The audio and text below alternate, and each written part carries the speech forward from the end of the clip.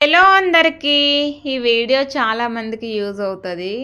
మరీ ముఖ్యంగా మగవాళ్ళకి హెల్త్ కోసమని కొన్ని టీ టైంల దగ్గరికి వెళ్ళి ఇత్తడి గ్లాసుల్లో టీలు తాగుతున్నారా?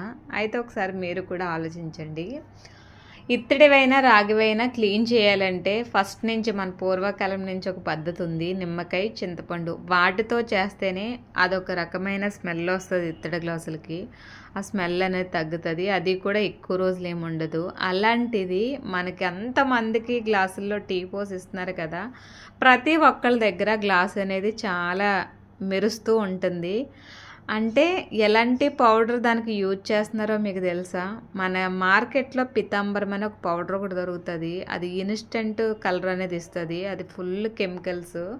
దేవుడి పూజ సామాన్లకైతే ఓకే, ఎందుకనంటే దానిలో పెట్టినవి మనం తినము కాబట్టి మనకి చూడడానికి నీట్గా ఉండాలి కాబట్టి ఆ పౌడర్ అనేది యూజ్ చేయొచ్చు. కానీ ఇట్లా మనం తినే వస్తువులకి ఆ పౌడర్ యూజ్ చేస్తే ఎంతో కొంత కెమికల్స్ దానిలోనే ఉంటాయి.